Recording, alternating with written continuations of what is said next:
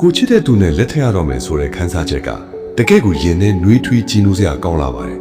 ကျွန်တော်လည်းဒီမင်္ဂလာပွဲအတွက်ရင်ခုန်စိတ်လှရှားစွာနဲ့စောင့်မျှော်နေခဲ့မိတာပါပျော်စရာကောင်းတဲ့မင်္ဂလာပွဲလေးမတိုင်ခင်ရက်အနေငယ်လို့မှတော့ကျွန်တော်ရဲ့တငယ်ချင်းတွေကလူပြိုညပါတီလေးတစ်ခုလုပ်ပေးဖို့စီစဉ်ခဲ့ကြပါတယ်ဒါကတော့ယောက်ျားလေးတွေတီးတန်းလွတ်လပ်မဲ့ပိတ်ရက်ခီးစလေးတစ်ခုပေါ့ကျွန်တော်ရဲ့အယိုးအမှန်ဆုံးတငယ်ချင်းဖြစ်သလိုကျွန်တော်သူတို့သမီးလောင်းရဲ့အကိုအရင်လက်ဖြစ်တဲ့ Daniel ကဒီအစီအစဉ်ကိုဦးစီးလှုပ်ဆောင်ခဲ့တာပါသူက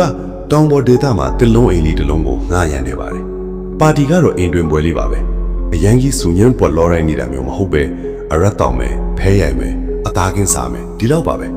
ဲသူညီမစီမှာဘဝတစ်ခုလုံးပုံအပ်မလိုက်ခင်ကျွန်တော်လွတ်လွတ်လပ်လပ်ပျော်ပါခွင့်ရမယ်နောက်ဆုံးအချိန်လေးပါတော့ Daniel ကဆိုပါတယ်အစာပိုင်းမှာတော့အရာအလုံးကပြည့်စုံနေခဲ့ပါတယ်ကျွန်တော်ရဲ့ Daniel ရဲ့ Ryan ရဲ့၃ယောက်တည်းပါမီးလင်းဘူတွေကထင်းချောင်းနေလောင်ကျွမ်းနေတဲ့တဖြစ်ဖြစ်အတန်းနဲ့ဖမ်းကွက်ထဲကိုဝီစကီလောင်ထည့်လိုက်တဲ့အတန်းနဲ့အတူ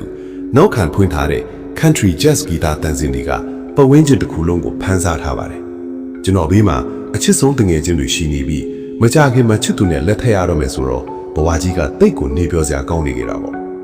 ဒါပေမဲ့တိတ်မကြလိုက်ပါဘူးညတန်းကောင်ကျော်နေပြီချစ်လို့ဘဲအဲ့ထဲမှာထပ်မလားနိုင်တော့တဲ့အချိန်မှာအိမ်ရှိမှာကားတစ်စီးထိုးရလိုက်တဲ့အတန်းကိုကြားလိုက်ရပါတယ်ကျွန်တော်လည်းကြောင်အန်းနဲ့ Daniel ကိုလှမ်းကြည့်လိုက်တော့သူကလည်းမင်းတခြားသူကိုဖိတ်ထားသေးတာလားလို့ပြန်မေးပါတယ်ကျွန်တော်ခေါင်းခါပြလိုက်တယ်ဒီနေရာကိုရောက်နေမှဘယ်သူမှမသိကြပါဘူးစက္ကန့်လောက်တိတ်ဆိတ်သွားပြီးတဲ့နောက်မှာတော့တကားခောက်တန်ထွက်ပေါ်လာပါတယ် Ryan ကတကားသွားဖွင့်ပေးလိုက်တဲ့အချိန်မှာဆိုဖာဘောကနေကျွန်တော်ချက်ချင်းဆိုသလိုထိုက်ရလိုက်မိပါတယ်ကျွန်တော်မျက်စိကိုတော့မယုံနိုင်တော့ပါဘူးရောက်လာသူက Vanessa ထီနေလို့ပါကျွန်တော်ရဲ့လူပြိုညပါတီကိုရီစားဟောင်းထစ်သူရောက်လာလိမ့်မယ်လို့အိမ်မက်ထဲတောင်ထဲမှာမထူပါဘူးပိုပြီးအံ့ဩစရာကောင်းတာကဒီနေရာကိုသူဘလို့ရှာတွေ့သွားတာလဲဆိုတာပါ surprise အံ့ဩသွားတယ်မလားလို့သူမကရိုင်တိုင်တိုင်နဲ့ပြောပါတယ်လက်ထဲမှာလဲဝိုင်ဘူလင်းကဝက်လောက်ကိုကင်ထားပြီးငှက်ကိုလုံးမနေဘူးလားလို့မေးလိုက်ပါသေးတယ် Vanessa ပုံစံကရက်တော်ကြာအိမ်မပြတ်ထားတဲ့ပုံပါပဲစပင်တွေကဖွာလန့်ကျဲနေပြီးနှုတ်ခမ်းတွေကလည်းပေပွားနေပါတယ်မျက်ကွင်းတွေကညုံမဲကျနေပြီးမျက်လုံးအိမ်တွေကလည်းပြူးကျဲနေသလိုပါပဲသူမကျွန်တော်အတိုက်ခံကိုမူးပြီးလာတောင်းချမ်းတွင်သူမဘဝပစ္စည်းရတာကျွန်တော်ကြောင့်မှာပါလို့အိုဟစ်ပြောဆိုသွားကြတဲ့ကမတွေ့ထစ်တာနှစ်ကျော်လောက်ရှိပါပြီ Vanessa နင်းဒီမှာဘာလာလောက်တာလဲလို့ကျွန်တော်မေးလိုက်ပါတယ်ငါလာပြီးဂုံယူပေးတာလေလို့ပြောပြီး Ryan ကိုတွန်းဖယ်ပြီးအိမ်ထဲဝင်လာပါတယ်ငါချစ်ရတဲ့သူကနှုတ်ဆက်ပွဲသေးချာမလုပ်ပဲမင်္ဂလာဆောင်သွားမှာကိုဒီတိုင်းကြည့်မနေနိုင်လို့ပါတဲ့ Daniel ကသူမနာကိုရှောက်သွားပြီးမင်းအခုချက်ချင်းပြန်သွားလို့မောင်းထုတ်ပါတယ် Vanessa ကဖြည်းဖြည်းချင်းလွတ်သွားပြီး Daniel ကိုပြုံးပြပါတယ်အကိုကြီး Daniel အမြဲတမ်းတရေဟုံးလို့ချင်နေတာပဲရှင်ပြောစမ်းပါရှင်းညီမအတွက်ဒီကောင်ကတကယ်တော့အဆင်ပြေမဲ့သူလို့ထင်လို့လားလို့ရဲပြောပါတယ်ကျွန်တော်လည်းစိတ်မရှိတော့ဘူးလို့တော်တော့လို့ဝင်ပြောပေးမယ်သူမကပြန်မသွားပါဘူးအဲ့ဒီအထက်ဘသူမှမတီးတဲ့လူရဲ့ချက်တွေကိုစာပြီးဖွင့်ချတော့ပါတယ်လွန်ခဲ့တဲ့နှစ်တွေတုန်းကကျွန်တော်ကိုယုံကြည်ပြီးပြောပြဖို့တဲ့ကိစ္စတွေပါကျွန်တော်ရဲ့ပထမဆုံး panic attack တွေအကြောင်းရယ်ကျွန်တော်ရဲ့အဖေရဲ့အရက်တောက်တဲ့ကိစ္စတွေရယ်ဒါတွေကလက်ရှိစိတ်ထားတဲ့သူတို့သူမိလောင်းကိုတော့ကျွန်တော်မပြောပြဘူးပါဘူးသူ့ကိုပြန်သွားပြောတိုင်းလုံးဝလူယူရှူပြီးဖန်ခွက်တွေကိုရိုက်ခွဲတာတွေပရိဘောကားတွေကိုကန်ကြောက်တာတွေလုပ်ပါတော့တယ်ငါဘဲမှမသွားဘူးလို့သူမကမြွေတကောင်လို့ရှူရှူရှာရှာអော်ပါတယ်နင်တို့ကဒါကိုပြင်းတွေထဲလို့ဇက်သိန်းလက်မယ်လို့ထင်နေနေလားဒီကောင်ကငါ့ကိုဒီတိုင်းထားပြီးဟိုမိန်းမနဲ့အိမ်တောင်ပြုလို့ရမယ်လို့ထင်နေနေလားDaniel ကသူမရှိမှပိတ်ရသွားပြီးမင်းအခုချက်ချင်းမထွက်လိုက်လို့ရှိရင်ငါရဲခေါ်လိုက်မယ်လို့ချိန်ချောက်ပါတယ်သူမက Daniel ကိုစိုက်ကြည့်ပြီးတိုးတိုးလေးပြောလိုက်တဲ့စကားကတော့သူတို့သမီးရဲ့အကိုသာအသက်ခတ်လိုက်ရင်မင်္ဂလာဆောင်ကဘယ်တော့မှဖြစ်လာတော့မှမဟုတ်တော့ဘူးနော်လို့ပြောပြီးချင်းသူမမိကကြောင်ဘက်ကိုပြေးသွားပါတယ်စက္ကန့်လုံးတိတ်ဆိတ်သွားပြီးတဲ့နောက်မှာဓာအန်ကိုဆွဲဖွင့်လိုက်တဲ့အထမ်းကိုကြားလိုက်ရပါတယ်သူမလက်ထဲမှာအကြီးဆုံးမိဖို့ကျွန်ဓာကြီးကိုကင်ထားတာတွေ့လိုက်ရပါတယ်ဖျားတယ်တယောက်ယောက်သူကိုဓာကလာဦးမှာလို့ Ryan ကអော်ပါတယ် Vanessa Resenson လူကျွန်တော်អော်ပေးမယ်သူမကလွဲ့တော်မကြည့်ပါဘူး Daniel ကိုပဲမျက်တောင်မခတ်စိုက်ကြည့်ပြီးပြေးဝင်သွားပါတယ်ကျွန်တော်လည်းဘားစိတ်ပေါက်သွားလည်းမသိဘူးစဉ်းစားမနေတော့ပဲသူတို့နှစ်ယောက်ထဲကိုဝင်လုံးလိုက်ပါတယ်ကျွန်တော်တို့၃ယောက်လုံးတိုက်မိပြီးလဲသွားကြပါတယ်ဓာကဝင်းကနေလက်ကနေပါပါတယ်ကျွန်တော်သူမလက်ကဝတ်ကိုဖမ်းချုပ်ပြီးဓာကိုလူ့ဖို့ကြိုးစားပါတယ်ဒါပေမဲ့အဖြစ်အပျက်ကမြန်လွန်းကိုကျွန်တော်ဘာမှမတန်နိုင်လိုက်ပါဘူးရုံရင်းဆန်ခတ်နေတုန်းကြားမှာပဲဓာသွားကသူမဘက်ကိုလဲသွားပြီးမတော်တဆထိုးမိသွားခဲ့တာပါသူမပါးစပ်ကအတန်တစ်ချက်ထွက်ပြီးနောက်ကိုလမ်းကျသွားတယ်ဓာကသူမရဲ့ခန္ဓာကိုယ်ထဲစိုက်ဝင်သွားတာပါသူမနှုတ်ခမ်းတွေလှုပ်ရှားနေပြီးတခုခုပြောချင်နေပုံပါပဲမဲ့ စကားအတန်မထွက်လာပဲသွေးတွေသာထွက်ကြလာပါတယ်။ Ryan ကနေရန်ကိုကြော်ကပ်ပြီးဖျားတယ်လို့ရေးလျက်နေပါတယ်။ဘယ်သူမှစကားမပြောနိုင်ဘူးအသက်တောင်မရှူနိုင်ဘူး။စက္ကန့်တိုင်းကြာမှပဲ Vanessa ဆုံးရှုံးသွားနေပါတယ်။ကျွန်တော်တို့အားလုံးကြောက်ရွံ့ပြီးလို့ရပ်နေပြီးတော့ Daniel ကစကားဆပြောပါတယ်။မင်းသမီးလွတ်တောင်မဟုတ်တာပါ။မင်းကိုကာကွယ်ပေးတာလေ။ဒီကိစ္စကြောင့်မင်းဘဝကိုအပြည့်စီးမခံနိုင်ဘူး။ကျွန်တော်သူ့ကိုကြောက်ကြည့်နေမိတယ်။ဘာပြောတာလဲ။ငါရှင်းပြနေရတာမဟုတ်ဘူးလား။ဒီမှာရှိနေတာဘယ်သူမှမသိဘူး။ပတ်ဝန်းကျင်ကလည်းတော့အုပ်ကြီးပဲ။သူ့ကိုမြုပ်ပြီးကြတိုင်းကြအောင်လို့ပြောတယ်။ Ryan နဲ့ကျွန်တော်တုံလို့ခြောက်ချားစွာကြည့်မိကြတယ်နောက်ဆုံးမှာတော့သဘောတူလိုက်ကြပါတယ်။ Vanessa အလောင်းကိုအိယာချင်းနဲ့ပတ်ပြီးအိမ်နောက်ဖက်တော့အုပ်ထဲမှာတွားမြုပ်ခဲ့ကြပါတယ်။ဂျင်းနဲ့တူဖို့တနာရီလောက်ကြာသလိုထွေးခွက်တွေကိုစေးကြောဖို့လည်းအချိန်တော်ယူလိုက်ရပါတယ်။ဘယ်သူမှစကားတခွဲမှမဟာပဲစက်ရုပ်တွေကိုလွတ်ကင်တဲ့ကြတာပါ။မနေ့ကျတော့သူမှလုံးဝမရှိခဲ့ဘူးတို့ပါပဲ။ကျွန်တော်တို့တိတ်တိတ်ဆိတ်ဆိတ်ပဲပြန်လာခဲ့ကြပါတယ်။အဲ့ဒါကလွန်ခဲ့တဲ့9ရက်ကအဖြစ်ပါ။မနေ့ပြန်မှာကျွန်တော် Emily နဲ့လက်ထည့်ရတော့မှာပါ။နေဆောင်ကြီးဖျားကြနေတဲ့ဟိုတယ်ခန်းထဲမှာမင်္ဂလာပွဲအတွက်စိတ်လှရှာမှုတွေဈေးကြီးပေးထားတဲ့ရေမွေးနှံတွေနဲ့ကျွန်တော်နိုးလာခဲ့ပါတယ်။အဲ့ဒီတွေကအောက်ချမ်းမှာရောက်နေကြပြီ။အားလုံးကပျော်ရွှင်နေကြတယ်။ကျွန်တော်တို့ဘာလုပ်ခဲ့တယ်ဆိုတာဘယ်သူမှမသိကြပါဘူး။တကားအောက်ကနေထိုးထည့်ထားတဲ့စာအိတ်တွေကိုကျွန်တော်မတွေ့ခဲ့အထိပါ။စာအိတ်ပေါ်မှာနာမည်လည်းမပါလိပ်စာလည်းမပါပါဘူး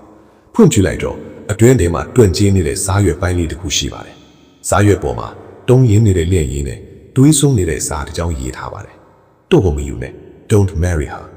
ကျွန်တော်လူသွားလမ်းတွေအဲ့ထဲလမ်းတွေကိုလိုက်ရှာကြည့်ပေမဲ့ Vanessa ကိုမတွေ့ပါဘူး။ Daniel စီဖုံးဆက်တော့တယောက်ကနောက်ပြောင်းနေတာနေမှာပါစိတ်ထဲမထမ်းနဲ့လို့ပြောပါတယ်။ဒါပေမဲ့ကျွန်တော်မနေနိုင်ပါဘူး။ကျွန်တော်ကိုအိမ်မရအောင်လုပ်နေတာကစာသားတွေမဟုတ်ဘူး။လက်ရေးလည်းမဟုတ်ဘူး။အဲ့ဒီစာလွယ်ပေါ်ကအစွန်းချင်းမှာသွေးစွန်းနေတာကိုမြင်ဘူးလို့ဒါသွေးဆိုတာကျွန်တော်ကောင်းကောင်းသိပါတယ်။အဲ့ဒီသူလုံးအိမ်ဖျန်းပွင့်မှာသွေးတွေအိုင်ထွန်းနေတာကိုကျွန်တော်မြင်ခဲ့ဘူးတယ်လို့လေ။ပြီးတော့လက်ရေးကလည်း Vanessa လက်ရေးနဲ့တူလို့နေပါတယ်။ကျွန်တော်ဘာတွေးရမှမသိတော့ပါဘူး။တရက်တစ်စိတ်တွေကိုကျွန်တော်မယုံပါဘူး။ဒါပေမဲ့အဲ့ဒီစာရွက်ကိုကိုင်လိုက်ရင်လက်ထဲမှာအေးဆက်ဆက်ကလေးခံစားနေရပါတယ်။တိတ်ကိုအေးဆက်လုံးပါတယ်။အဲ့ဒီစလုံးသုံးလုံးကိုပဲကျွန်တော်ထက်ခါကြည့်နေပါတယ်။သူ့ကိုမယုံနဲ့ဘာသဘောလဲ။ငါစီကိုတီးထဲစိုးဝါတာတွေလာတော့မို့လား။ဒါမှမဟုတ်ငါယူမဲ့မိန်းကလေးကမှားနေလို့လား။ဒီအကြောင်းကိုကျွန်တော်ဘယ်သူမှမပြောပြခဲ့ပါဘူး။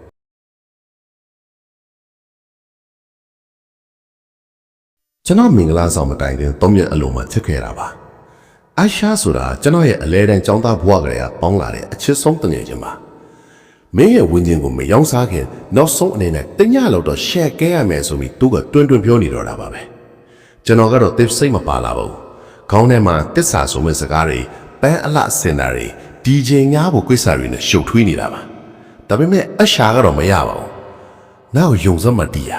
Reddit မှာဖတ်ဖူးတဲ့နေရာတစ်ခုရှိတယ်။အဲ့ဒီမှာ main ကလေးတွေကအလန်းစားတွေကြီးနေတယ်။ဆိုပြီးကျွန်တော်ကားမောင်းနေတော့သူတောက်ထားတဲ့12ဘူးမြောက်ဘီယာဘူးကွင်းကိုကားပရင်းပေါက်ကနေလွှင့်ပြနေအယူလို့ပြုံးပြနဲ့ပြောပါတယ်။ငါတော့တာမန် street show လုံးနဲ့တော့မပြင်းချင်လို့နော်လို့ကျွန်တော်ညီးသွားလိုက်တယ်။သူကမဲ့ပြုံးပြောလိုက်ပြီး street show ဆိုတာအပျော်သမားတွေအတွက်ပါ။ဒါကတခြား level ကွာ။ Ice White Shut ရုပ်ရှင်တွေကလို့အပြင်းစင်မျိုးနဲ့ Tokyo Drift ကားတွေကလို့အမိုက်စားနေရမျိုးတဲ့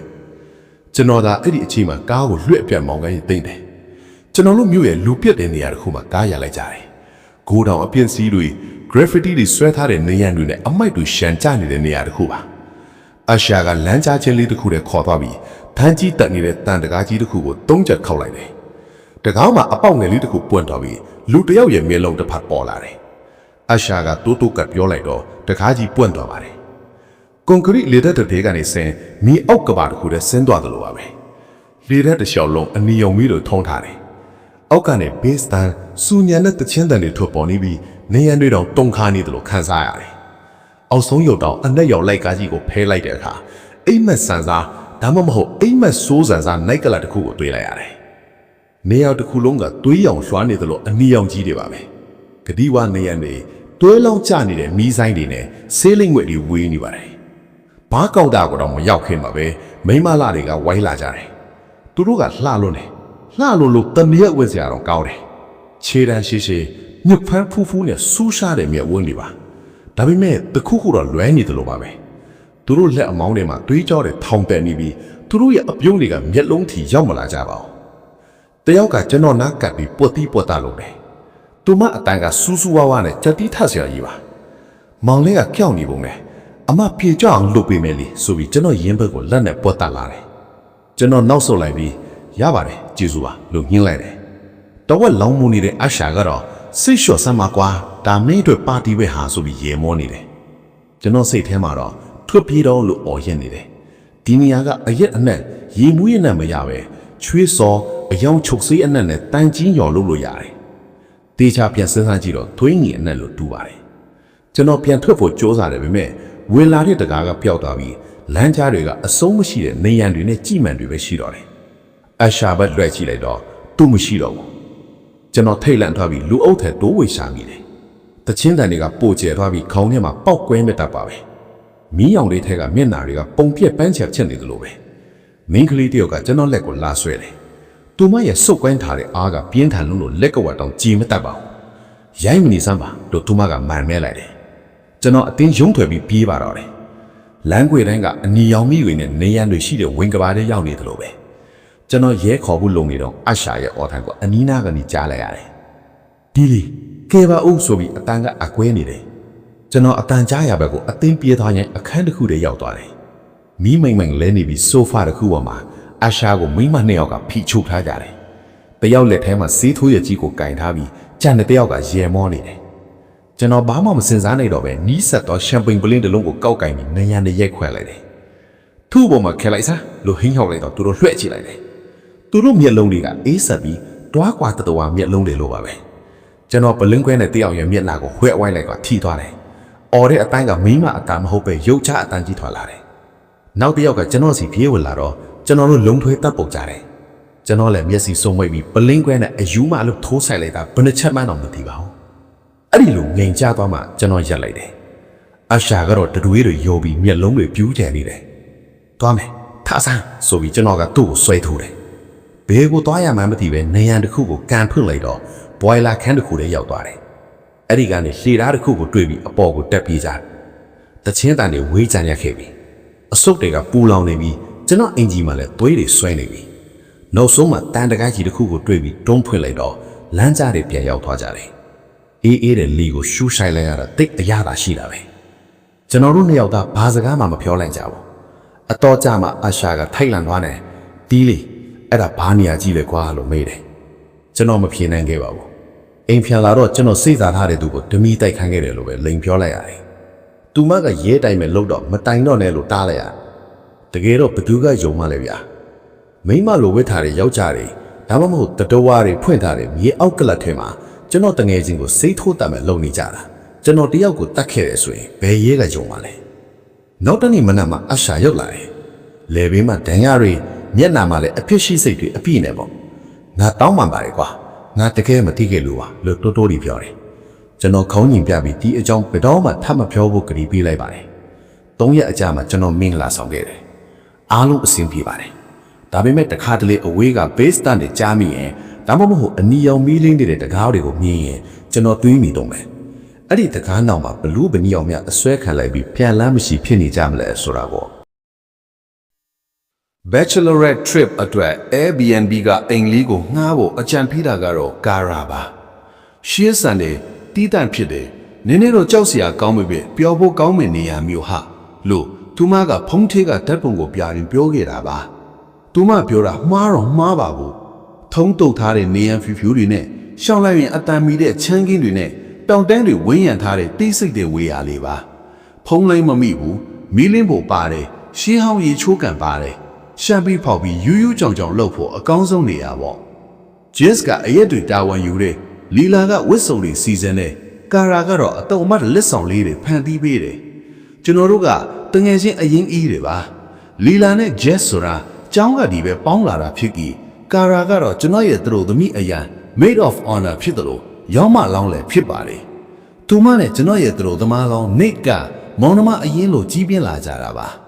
အကယ်၍သာအချိန်ပြန်ရစ်လို့ရရင်အဲ့ဒီဖျောင်းတိုင်တွေကိုမီးမညိဖြစ်အောင်ကျွန်တော်တောင်းမိမှာပါအင်းရဲ့အပေါ်ရက်စင်တစ်ခုပေါ်ကဖုန်တက်နေတဲ့ပန်းအောနောက်မှာထပ်ပုံဟောင်းတပုံကိုတွေ့ရကြတယ်အဖြူမင်းထပ်ပုံထဲမှာအသက်16-18နှစ်လောက်ရှိမယ်ကောင်မလေးတစ်ယောက်ကကင်မရာကိုစိုက်ကြည့်နေတယ်ထပ်ပုံအောက်မှာ Emily Reese 1984 1991စောစည်းစွာထွက်ခွာသွားရမည် သူမချစ်သောအိမ်ကိုထာဝရစောင့်ရှောက်နေသူလို့ရေးထားတယ်။ Jess ကစပြီးငါတို့သူ့ကိုပါတီဖိတ်တဲ့တယ်လို့ပြောတယ်။ကျွန်တော်ကရီးပြီးတရေကိုဖိတ်မလို့လား။တော်ဆန်းမှာဟာငါရဲ့နောက်ဆုံးလွတ်လပ်ခွင့်ရတဲ့ညမှာထူးထူးဆန်းဆန်းတွေရှောက်မလုပ်ပါနဲ့လို့ပြောပေမဲ့သူတို့ကမကန်ဘူး။မီးတွေပိတ်ပြီးဖျောင်းနံထွန်းလိုက်ကြတယ်။လီလာကထိုင်ကုန်တွေစီစဉ်တယ် Jess က Wi-Fi ခွတ်အလို့တစ်ခုကိုစပွဲပေါ်မှာမှောက်ထားလိုက်တယ်။ဝိညာဉ်ခေါ်တဲ့နီးအတိုင်းကစားကြမယ်။အားလုံးလက်ချောင်းကိုခွက်ပေါ်တင်ထားလို့ Jess ကဥဆောင်တယ်။အရက်တွေတောက်ထားကြတော့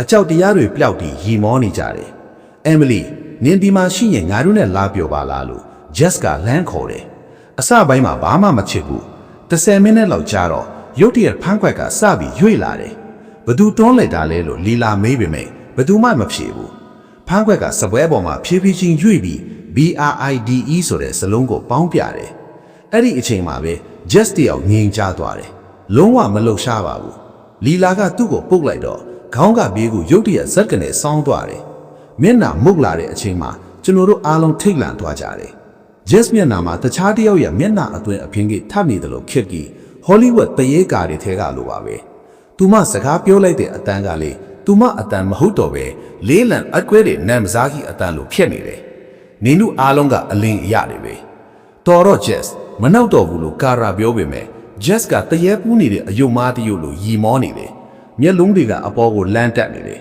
။ကစားပွဲလေးတစ်ခုကစားရအောင်လျှို့ဝှက်ချံများလို့ပြောရင်လီလာပဲလက်ညှိုးထိုးလိုက်တယ်။နင်းကပြီးခဲ့တဲ့ຫນွေဦးတုံးကဒရုသမီးရဲ့ပိုက်ဆံအိတ်ထဲကပိုက်ဆံတွေကိုခိုးခဲ့တယ်။ကားထဲမှာကြပြောက်သွားတယ်လို့လိန်ပြောခဲ့တာအလိန်မတယ်။လီလာမျက်နှာဖြူဖက်သွားတယ်။ဒါသူဘလို့သိတာလဲ။ Jess ကကာရာဘက်ဆက်လေပြီးမီယာအဖင်သွားတော့နင်းဒရုသမားမင်္ဂလာဆောင်ဝစ်စုံကိုခိုးဝေကြည့်ခဲ့တာ။မှန်ရှိမှလဲပတ်ကြည့်ပြီးနင်းနဲ့မှပိုလိုက်တာလို့ပြောခဲ့တာမလား။ကာရာလည်းဒေါသထွက်သွားတယ်။နင်းမူးနေပြီးရှုပ်ပြောနေမလဲလို့အော်တယ်။ဒါပေမဲ့မထင်မှတ်တာတို့ဆက်ဖြစ်လာတယ်။ Jess တို့မဟုတ်သူမကိုပူးကပ်နေတဲ့အရာကစူးစူးဝါးဝါအော်ဟစ်တယ်။ချစ်လာသွားသတို့သမီးရဲ့နင်းရဲ့အချစ်ဆုံးတငယ်ချင်းလီလာကနင်းမရှိတဲ့ညမှာနင်းသတို့သမားလောင်းနဲ့အိတ်ခဲ့တယ်ဆိုတာသိရလား။ကာရာကိုမေးကြည့်လိုက်လား။သူသိတယ်။အခါတစ်ခုလုံးပေါက်ချဲသွားသလိုပါပဲ။ကျွန်တော်မတ်တက်ရက်လိုက်တယ်။ဒါအကုန်အမှန်တွေပါလားလို့အော်မေးလိုက်တယ်။ကာရာကပြန်မဖြေပဲငြိမ်နေစလို့